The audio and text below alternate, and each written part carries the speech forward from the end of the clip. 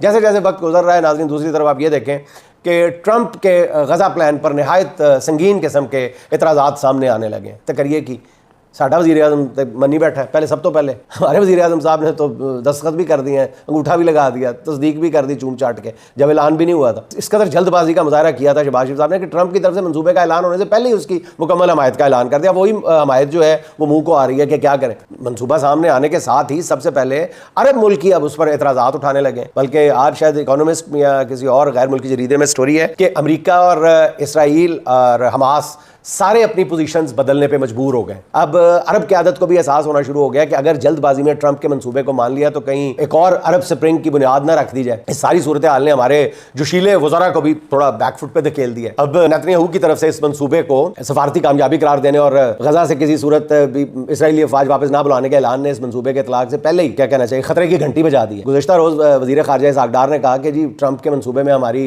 सिफारिशात शामिल नहीं की गई, जैसे मैंने कल भी अर्ज़ किया था, जैसे बाकी तो सारा कुछ आपसे पूछ के किया है ना डार। अब वज़ीर दिफा ख्वाजा आसिफ साहब भी इस मंसूबे में से कीड़े निकालने लगे, उनको भी अचानक सूंडियां नजर आ गई हैं इस सारे मंसूबे में। उनका क्या कहना है? वो कहते हैं कि जी इसराइल के साथ माजी में होने वाले ओस्लो और कैंप डेविड मुआहदों का क्या बना? क्या इसराइल ने उन मुआहदों का एहतराम किया या उन्हें हकारत से रोन दिया?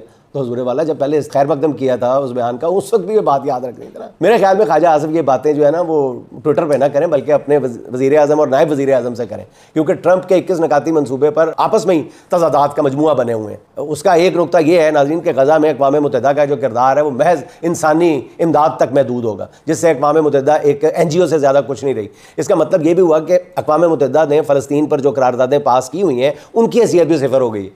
देखें ना, मंसूबे के मुताबिक गज़ा में तैनात होने वाले फोर्स के एहलकार तो मुसलमान मुल्कों से होंगे, अलबत्ता उनकी कमांड जो होगी वो टोनी ब्लेयर जैसे कहना चाहिए वॉर क्रिमिनल के हाथों में होगी। यानी जो जुल्म पहले इसराइली फौज कर रही थी अब उसकी जगह यही काम जो है इंटरनेशनल फोर्स से लिया जाएगा, ताकि जालिम इसराइल के खिलाफ आलमी नफरत में कमी लाने की कोशिश की जा सके। अजीब ही हालात है।